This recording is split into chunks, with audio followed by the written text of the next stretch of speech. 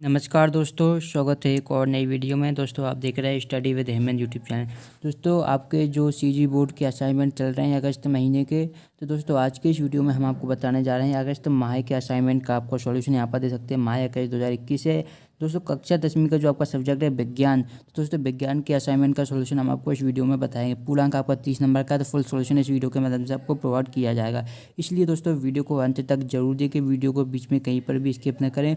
और दोस्तों आप सभी से निवेदन है कि आप वीडियो तो देख लेते हैं लेकिन चैनल को सब्सक्राइब नहीं करते, इसलिए चैनल को भी सब्सक्राइब करें, क्योंकि अगर चैनल को सब्सक्राइब करेंगे तो हम जो नेक्स्ट वीडियो अपलोड करेंगे उसकी नोटिफिकेशन भी दोस्तों आप तक आसानी से पहुंच जाएगी और आप वो वीडियो भी देख पाएंगे। ठीक है, चलिए दोस्तों आज के सॉल्यूशन को स्टार्ट करते हैं, टाइम को वेस्ट ना करते हुए। ठीक है, तो यहाँ पर देखिए पहला क्वेश्चन था, सही विकल्प चुनकर लिखिए। तो सेल्सियस तापमापी के अंतरालों की कुल संख्या होती है। तो दोस्तों जो सेल्सियस आपको पता है, सेल्सियस को हम क्या डिग्री सेल्सियस से प्रतिशत करते हैं। ठीक है, तो हमसे पूछा गया सेल्सियस तापमापी पे जो अंतरालों होती हैं उनकी कुल संख्या कितनी होती है।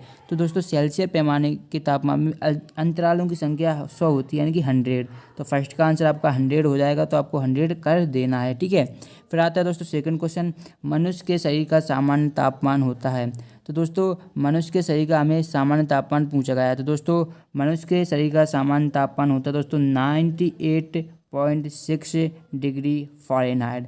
दोस्तों यहाँ पर ध्यान रखना है, यहाँ पर फ़ारेनहाइट में दिया गया, इसे आप सेल्सियस में चेंज करना चाहें तो कर सकते हैं। ठीक है, फ़ारेनहाइट जो ताप मापने की कई पद्धतियाँ होती है, एक फ़ारेनहाइट होती है, एक सेल्सियस होती है, एक केल्विन भी होती है। ठीक है, तो अलग अलग पद्धतियाँ होती हैं, लेकिन यहाँ पर जो मनुष्य का शरीर का तापमान बताया गया है वो फ़ारेनहाइट में बताया गया है, जो कि 98.6 फ़ारेनहाइट। ठीक है, यहाँ पर जो तापमान दिया गया था वो सेल्सियस में दिया गया था। ठीक है, फिर आगे बढ़ेंगे। फिर आता है रसायन विज्ञान में अब तक ज्ञात तत्वों की संख्या कितनी है। तो दोस्तों रसायन विज्ञान में तत्व अभी तक जो ज्ञात तत्व है उनकी संख्या दोस्तों 118 है। कितनी है दोस्तों? 118। ठीक है, 118। दोस्तों आप सभी को पता है कि जो हमारे तत्व हैं उन्हें क्या 4 श्रेणियों में रखा गया है, या हम बोल सकते हैं 4 ब्लॉक में रखा गया है। जो ब्लॉकों के नाम है, पहला ब्लॉक है एस, ठीक है, फिर आता है पी और फिर आता है डी और एफ। ठीक है, तो 4 ब्लॉकों में सभी 118 तत्वों को रखा गया है, जो कि हैं एस, पी, डी और एफ। ठीक है, इन 4 ब्लॉकों में ही आपके 118 तत्व समाहित हैं। फिर देखिए नेक्स्ट क्वेश्चन आता है, अष्टक नियम दिया है। तो दोस्तों इसका उत्तर हो जाएगा, अष्टक नियम दिया अलेक्जेंडर न्यूलैंड ने। ठीक है, आपने पढ़ा होगा न्यूलैंड का अष्टक नियम लिखिए। तो ये अष्टक नियम दिया था, वो दिया था अलेक्जेंडर न्यूलैंड ने। तो इस तरीके से आपका क्वेश्चन नंबर 4 का आंसर हो जाएगा अलेक्जेंडर न्यूलैंड। ठीक है, फिर आगे बढ़ेंगे तो नेक्स्ट क्वेश्चन आता है, प्रश्न सही जोड़ियां बनाइए। तो दोस्तों ऐसे हमें क्या सही जोड़ियों को मैच करना। देखिए पहला है, आनंद ऊर्जा की इकाई होती है। तो आनंद ऊर्जा की इकाई होती है दोस्तों इलेक्ट्रॉन वोल्ट। ठीक है, तो इसका आंसर इलेक्ट्रॉन वोल्ट हो जाएगा। ऊष्मा का ऐसा ही मात्रक जूल। तो दोस्तों आप सभी को पता है ऊष्मा होती है, ऊष्मा का ऐसा ही मात्रक दोस्तों जूल होता है। जूल को हम कैपिटल जे से प्रदर्शित करते हैं। ठीक है, कैपिटल जे से प्रदर्शित करते हैं। 1 कैलोरी, तो दोस्तों 1 कैलोरी में होती है 4.18 जूल ऊर्जा होती है। ठीक है, और हम आपको पता चल गया होगा जूल क्या किसका मात्रक है दोस्तों? ऊष्मा का। ठीक है, तो जूल किसको प्रदर्शित करती है? ऊष्मा को प्रदर्शित करती है। ठीक है, फिर आता चौथा, आवर्त सारणी के जनक। तो आप सभी को पता है आवर्त सारणी के जनक मेंडलीव को कहा जाता है, तो इसे आपको मेंडलीव से मिलाना था। इस तरीके से ये आपकी जोड़ियाँ का सॉल्यूशन यहाँ पर कंप्लीट होता है। दोस्तों इसी के साथ आप वीडियो के लिए लाइक का बटन जरूर से दबा दें। फिर हम आगे बढ़ते हैं। फिर तक क्वेश्चन नंबर 2, गुब्बारा ऊष्मा पाकर फूट क्यों जाता है। तो इसका देखिए कारण बताऊंगा। हवा से भरी हुई गुब्बारे को ऊष्मा देने से या यदि नियत दाब पर गैस का ताप बढ़ाया जाए तो गैस का आयतन बढ़ेगा। ठीक है, अर्थात भीतर की हवा गर्म होकर फैलने लगती है और गुब्बारे की दीवार सतह फैलने लगेगा, और एक सीमा ऐसी आएगी कि फैलाव के कारण ऊष्मा पाकर फट जाती है, यानी कि ऊष्मा उसमें ज़्यादा हो जाती है, इसका फट जाती है। इस तरीके से आपका आंसर हो जाएगा। ठीक है, फिर नेक्स्ट क्वेश्चन आता है, परम शून्य तापमान किसे कहते हैं और क्यों। तो इसका आंसर यहाँ पर देख सकते हैं, 0 केल्विन दोस्तों जो तापमान होता है, अथवा जैसे हम -273 डिग्री सेल्सियस बोलते हैं। यहाँ पर देखिए केल्विन में 0 होता है, लेकिन जो अपना डिग्री सेल्सियस में बोले तो कितना होता है? -273 डिग्री सेल्सियस होता है। ठीक है, तापमान को हम क्या बोलते हैं दोस्तों? परम शून्य तापमान कहते हैं। ठीक है, क्योंकि इसके नीचे का तापमान प्राप्त करना असंभव है, यह सबसे न्यूनतम ताप होता है, इसलिए हम क्या बोलते हैं दोस्तों? परम शून्य ताप बोलते हैं, क्योंकि इससे नीचे तापमान नहीं ज्ञात किया जा सकता। फिर आगे बढ़ते हैं। फिर देखिए आधुनिक आवर्त सारणी का नियम लिखिए। देखिए आधुनिक आवर्त सारणी का नियम है, आधुनिक आवर्त सारणी नियम, तत्वों के भौतिक और रासायनिक गुण उनके परमाणु संख्या के फलन होते हैं। तत्वों के रासायनिक गुण और इनके इलेक्ट्रॉनिक विन्यास पर निर्भर करते हैं, जो है क्या है? आधुनिक आवर्त नियम है। तो इसको नोट कर लीजिएगा अच्छी तरीके से। फिर आता है संख्या के आवर्ती फलन होते हैं। ठीक है, तत्वों के रासायनिक गुण उनके इलेक्ट्रॉनिक विन्यास पर निर्भर करते हैं और इलेक्ट्रॉनिक विन्यास परमाणु संख्या के आधार पर होती है। इस तरीके से आंसर हो जाएगा। फिर आता है लघु उत्तरीय प्रश्न आते हैं, प्रत्येक प्रश्न के लिए 3 आपको अंक दिए जाएंगे। प्रश्न 5, आवर्त सारणी का एक भाग दिया गया है, जो कि यहाँ पर मैंने आपको 4 श्रेणी बताई थी आवर्त सारणी में, जो कि होती है हमारी एस, पी, डी और एफ, इन्हीं में से एक भाग यहाँ पर दिया गया है। देखिए यहाँ पर lithium, beryllium, boron, carbon, nitrogen है, ऑक्सीजन है, ये फ्लोरीन है, ठीक है।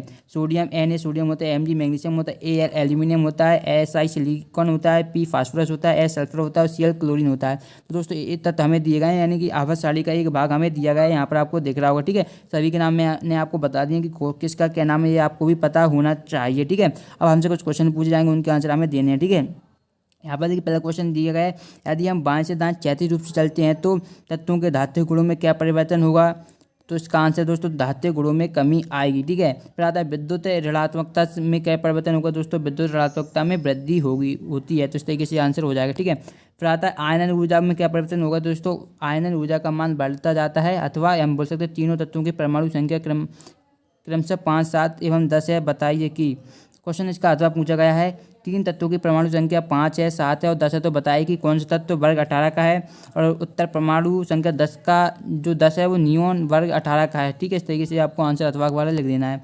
फिर आता है कौन सा तत्व वर्ग 18 का है, तो उत्तर है परमाणु संख्या 10 जो कि मैंने बता दिया नियोन है वो 18 का है। फिर कौन सा तत्व वर्ग 15 का? दोस्तों जो परमाणु संख्या 7 है जो कि नाइट्रोजन का है, नाइट्रोजन है तो वर्ग 15 का है। फिर कौन सा तत्व वर्ग 13 का है? तो दोस्तों परमाणु क्रमांक जो 5 है जो कि बोरोन है वो वर्ग 13 का तत्व है, ठीक है।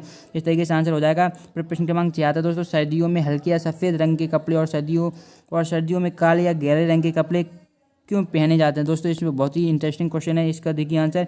गर्मियों में हल्के कपड़े या सफ़ेद रंग के कपड़े इसलिए पहने जाते हैं क्योंकि सफ़ेद रंग सूर्य के प्रकाश को अधिक से अधिक परावर्तित कर देता है, यानी कि जो सफ़ेद रंग होता है दोस्तों जितनी भी गर्मी को आती है वो परावर्तित कर देता है, यानी कि अपने अंदर नहीं रखता। जबकि जो ब्लैक कपड़ा होता है, यानी काला कपड़ा होता है, वो आप अवशोषित कर लेता है। तो यहाँ पर देखिए यही कारण दिया गया है कि गर्मी में हल्के या सफ़ेद रंग के जो कपड़े होते हैं इसलिए पहने जाते हैं क्योंकि जो सफ़ेद रंग होता है दोस्तों क्या करता है, सूर्य के प्रकाश को अधिक से अधिक परावर्तित कर देता है, ठीक है। जिस कारण हमें कम गर्मी का एहसास होता है।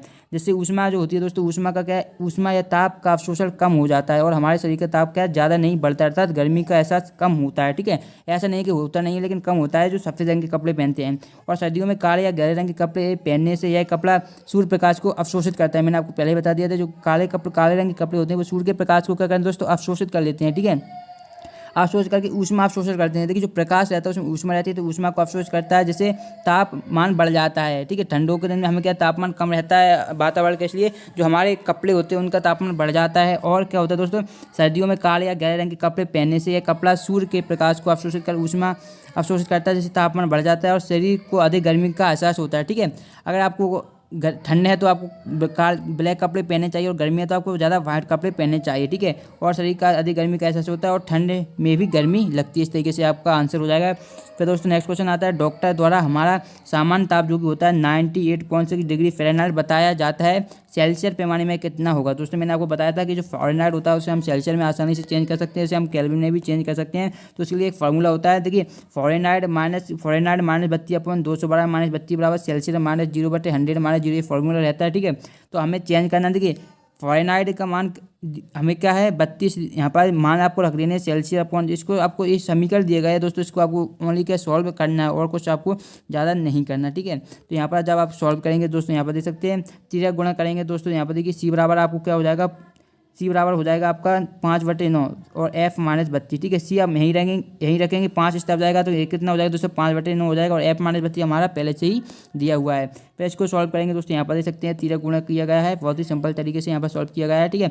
सी बराबर ये तो हम लाइन पहले ही आ चुकी थी, ठीक है, 5/9, ठीक है। एफ का मान हमें दिया गया है 98.6, तो हम एफ की जगह पे 98.6 रखेंगे यहाँ पर, ठीक है, और माइनस 32 घटा देंगे तो दोस्तों ये आएगा हमारा 66.6। यहाँ पर स्क्रीन पर आप देख पा रहे होंगे, ये हमारा कितना आ गया दोस्तों 66.6 आ गया, ठीक है। अब 9 का भाग देंगे 66 में, या 5 का पहले गुणा कर दीजिए फिर भाग दीजिए, दोनों में कोई प्रॉब्लम नहीं, जो चाहे आप पहले कर सकते हैं, ठीक है। तो यहाँ पर देखिए सबसे पहले हमने क्या है 9 का भाग दे दिया 66.6 में, तो आएगा हमारा 7.4, उसके बाद हम 5 में गुणा करेंगे तो हमारा आएगा 37, ठीक है। तो यहाँ पर देखिए सी बराबर क्या आता है 37 डिग्री सेल्सियस, तो हम क्या 98.6 डिग्री फ़ारेनहाइट को लिख सकते हैं दोस्तों 37 डिग्री सेल्सियस, ठीक है। यही मनुष्य का सामान्य तापमान होता है। इस तरीके से आपके क्वेश्चन का आंसर यहाँ पर कंप्लीट होता है, ठीक है। अब देखते हैं दोस्तों नेक्स्ट क्वेश्चन आता है, नीचे दिए गए तत्वों को इलेक्ट्रॉनिक विन्यास लिखिए।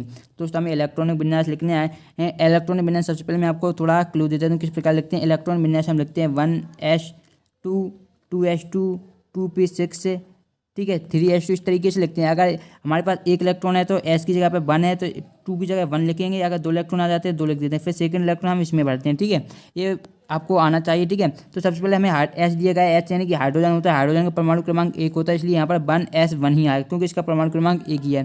फिर आता है लिथियम, इसका क्या होता है, Li संकेत होता है लिथियम का, इसका जो परमाणु क्रमांक होता है 3 होता है, यहाँ पर लिखा गया है। तो लिथियम को हम 3 है तो पहले क्या होगा 1s2, क्योंकि एस में 2 से ज़्यादा नहीं हो सकते इसलिए यहाँ पर 2 आएगा। फिर आएगा 2s, दोस्तों इसमें भी हमें 2 करना था, लेकिन अगर हम इसमें 2 कर देंगे तो हमारे 2 और 2 4 हो जाएंगे, जबकि इसका परमाणु क्रमांक 3 होता है, इसलिए हम यहाँ पर 1 करेंगे। देखिए कितना हो जाएगा, 3 हो जाएगा। तो 1s2 और 2s1 इसका परमाणु क्रमांक हो जाएगा, ठीक है।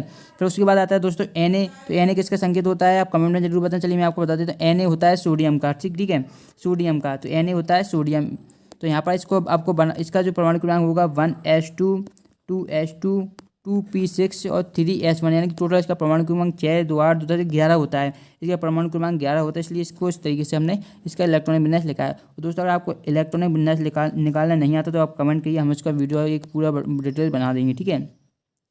फिर आता है दोस्तों क्लोरीन, तो क्लोरीन Cl का मतलब होता है क्लोरीन, क्लोरीन का परमाणु क्रमांक 17 होता है। तो यहाँ पर जोड़ लीजिए 5 2 7, ठीक है, 7 6 बाद 13 2 15 16 17, इस तरीके से आपको भरना है। सबसे पहले 1s2 होगा, 2s2 होगा, 2p6 3s2 3p5, ठीक है।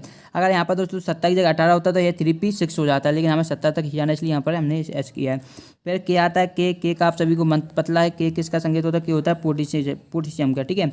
पोटेशियम का होता है, पोटेशियम का परमाणु क्रमांक होता है 19 यानी कि 19, तो 19 को आप इस तरीके से इसका परमाणु क्रमांक भरना है, ठीक है। फिर आगे इस तरीके से आपका सोल्यूशन कंप्लीट होता है। दोस्तों अगर आपको ये वीडियो पसंद आए तो वीडियो के लिए जरूर दोस्तों लाइक बटन जरूर दबा दें, काफ़ी मेहनत से हमने आपको ये सोल्यूशन प्रोवाइड करा था, इसलिए लाइक तो आपको बनता हो। एक कमेंट जरूर करके बताएं, एक अपना फीडबैक दोस्तों कमेंट के माध्यम से जरूर दें कि आपको आगे इसी प्रकार के सोल्यूशन चाहिए या नहीं चाहिए, आप कमेंट करके जरूर बताएं, ठीक है। तो इस वीडियो को मैं यही समाप्त करता हूं, इसी आशा के साथ कि आपको वीडियो पसंद जरूर आएगी। वीडियो को लाइक जरूर करें और चैनल को सब्सक्राइब करना ना भूलें। धन्यवाद दोस्तों।